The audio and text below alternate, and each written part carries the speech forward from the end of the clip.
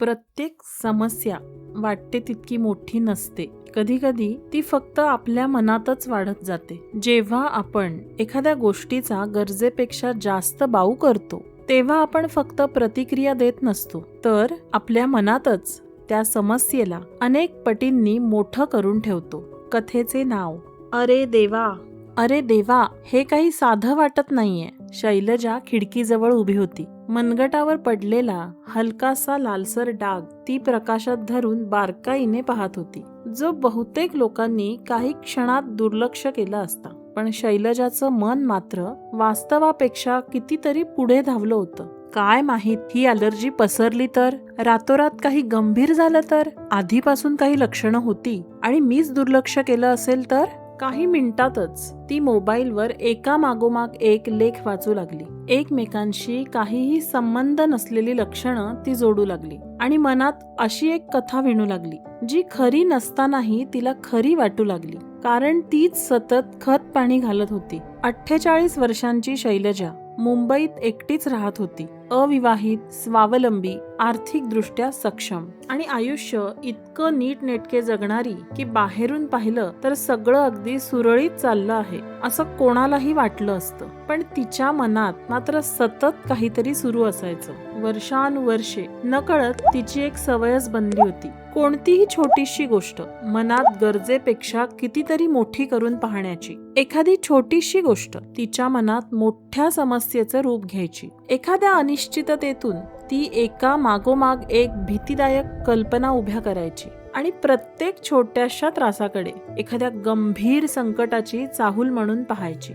एक काळ असा होता जेव्हा याच सवयीमुळे तिने काहीतरी अधिक मौल्यवान गमावलं होतं. काही वर्षांपूर्वी एका कौटुंबिक समारंभात तिच्या मामे भावाने ती अजूनही अविवाहित असल्याबद्दल सहज एक टिप्पणी केली होती. ती टिप्पणी ना कठोर होती ना विशेष आक्षेपार्ह. लोक फारसा विचार न करता सहज बोलून जातात तशाच प्रकारची ती एक टिप्पणी होती. पण शैलजाच्या मनात ती गोष्ट छोटी राहिली नाही. तिनेच तिला मोठं करून टाकलं. हे लोक मला जज करतायत, माझ्या निर्णयांचा आदर करत नाहीत, इथे मला काहीच किंमत नाही. शांतपणे त्याबद्दल बोलण्याऐवजी किंवा ती गोष्ट तिथेच सोडून देण्याऐवजी तिने स्वतःला सर्वांपासून दूर केलं. फोनवरचं बोलणं कमी झालं, येणं जाणं बंद झालं आणि काळाच्या ओघात अंतर वाढत गेलं. मागे वळून पाहताना तिलाही जाणवलं, तो प्रसंग खरं तर खूप छोटा होता. तो सहज दुर्लक्षित करता आला असता किंवा माफही करता आलं असतं. पण तिनेच त्या प्रसंगाला त्याच्या वास्तविक आकारापेक्षा खूप मोठं केलं होतं आणि ते नातं शांतपणे तिच्या आयुष्यातून निसटून गेलं. काही दिवसांनी तिने तिच्या बँक खात्यातील एका व्यवहारावर तात्पुरता होल्ड लागल्याचं पाहिलं. तो केवळ एक छोटासा टेक्निकल इश्यू होता, पण तिचे विचार मात्र तेवढ्यापुरते मर्यादित राहिले नाहीत. तिने मनात अनेक शक्यता उभ्या केल्या. काही गुंतागुंत झाली तर, दंड भरावा लागला तर, आणखी मोठ्या आर्थिक अडचणी निर्माण झाल्या तर, आणि ती जितका जास्त त्याचाच विचार करत राहिली तितक्या त्या कल्पित समस्या तिच्या मनात वाढतच गेल्या. शेवटी तिने बँकेत एक फोन केला आणि काही मिनिटातच तो प्रश्न सुटला. पण तोपर्यंत तिने स्वतःच निर्माण केलेल्या तणावाने तिचे कितीतरी तास आधीच हिरावून घेतले होते. त्यानंतर काही दिवसांनी तिच्या मूळ गावाहून एक फोन आला.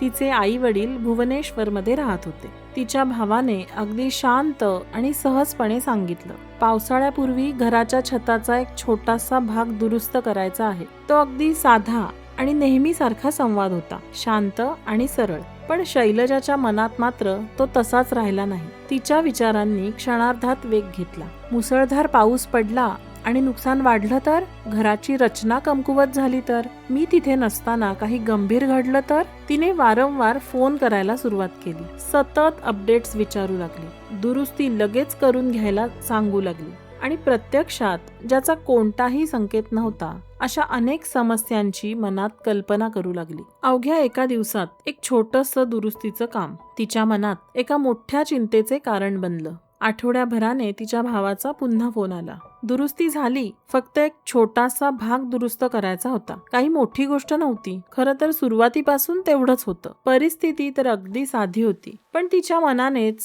तिला गुंतागुंतीची बनवून टाकलं होतं. आणखी एक प्रसंग होता ज्याने नकळत तिच्या आयुष्यावर खोल परिणाम केला होता. ती 30 वर्षाची असताना तिचं लग्न जवळजवळ ठरण्याच्या मार्गावर होतं. ज्या व्यक्तीशी तिची ओळख झाली होती तो स्वभावाने शांत, आदराने वागणारा आणि समंजस होता.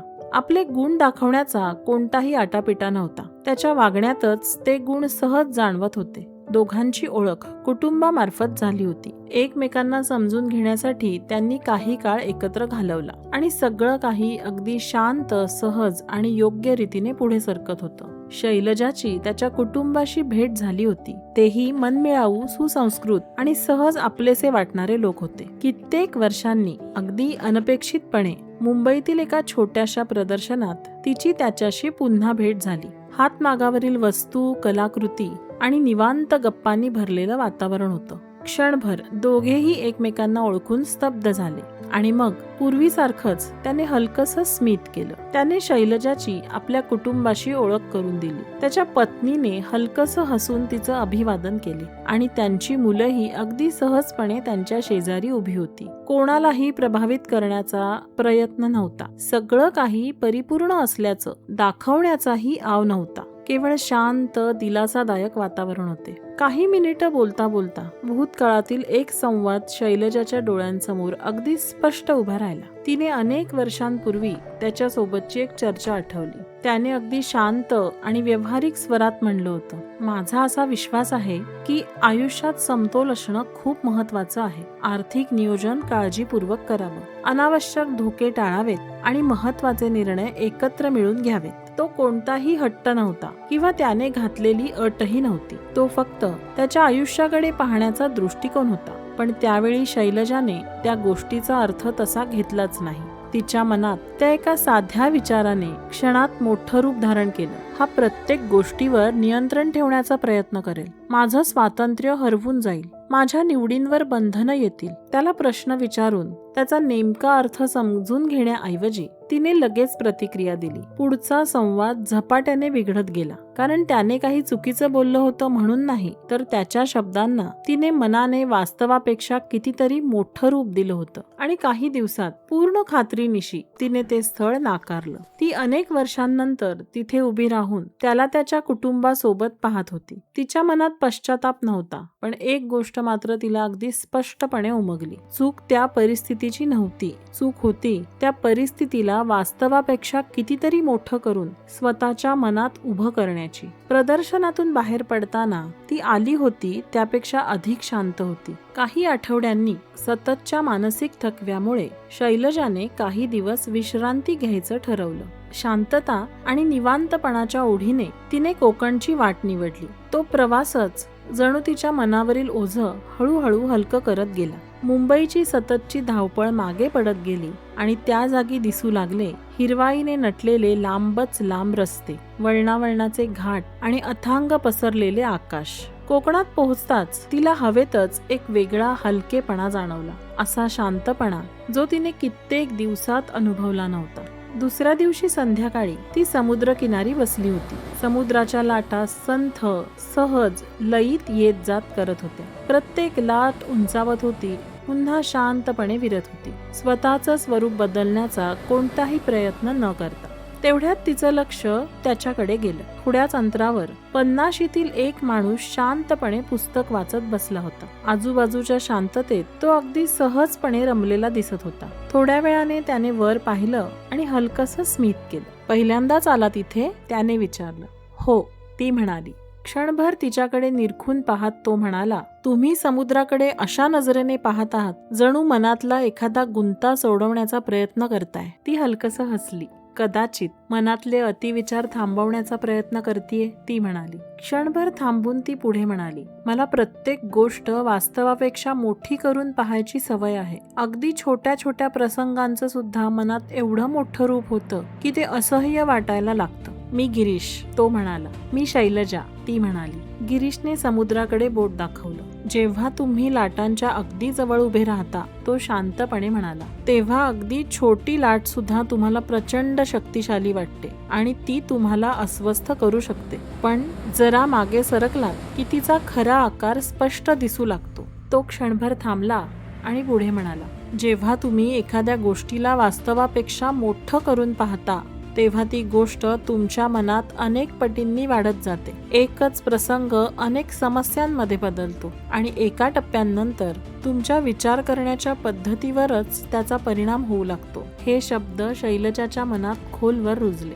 मुंबईत परतल्यानंतर तिच्या आजूबाजूची परिस्थिती तशीच होती, पण तिचा दृष्टिकोन बदलायला सुरुवात झाली होती. प्रतिक्रिया देण्यापूर्वी ती थांबू लागली. तिने सगळं लिहून काढायला सुरुवात केली. प्रत्यक्षात काय घडलं होतं आणि त्यात ती स्वतःकडून काय जोडत होती यामधला फरक ती वेगळा करू लागली. परिस्थिती तशीच होती, पण तिचा अनावश्यक विस्तार होणं थांबलं. काही आठवड्यांनी शैलजाला गिरीशचा एक मेसेज आला. अजूनही लाटांकडे थोडं अंतर ठेवून पाहतेस ना? शैलजा हसली आणि उत्तर दिलं, शिकते हळूहळू.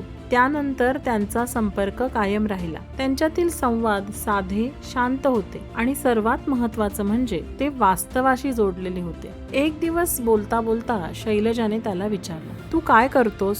गिरीश नेहमीच्या स्थिर स्वरात म्हणाला, मी एका अनाथाश्रमात काम करतो. शैलजाने त्याच्याकडे कुतूहलाने पाहिलं. स्वतःच्या इच्छेने? तिने विचारलं. त्याने हसत मान डोलावली. हो, कारण माझं बालपणही एका अनाथाश्रमातच गेलं. हे सांगताना त्याच्या आवाजात दुःख नव्हतं, ना आत्मदया, ना परिस्थितीला रंगवण्याचा प्रयत्न. फक्त एक साधं सत्य, जसं होतं तसं शांतपणे स्वीकारलेलं. काही दिवसांनी शैलजाने अनाथाश्रमाला भेट द्यायचं ठरवलं. तिने कल्पना केली होती त्यापेक्षा तिथलं वातावरण खूपच जिवंत आणि उत्साही होतं. अंगणभर मुलांची धावपळ सुरू होती. काही जण शांतपणे अभ्यास करत होते, तर काही खेळताना भांडत होते आणि क्षणात सगळं विसरून पुन्हा एकत्र हसत खेळत होते. शैलजा काही मुलांसोबत एक कोडं सोडवायला बसली, पण ती मुलं विचार करण्यापेक्षा अंदाज लावण्यातच जास्त रमली होती. तेवढ्यात एका छोट्या मुलीने तिच्याकडे पाहत विचारलं, ताई, तुम्ही एवढा विचार का करता?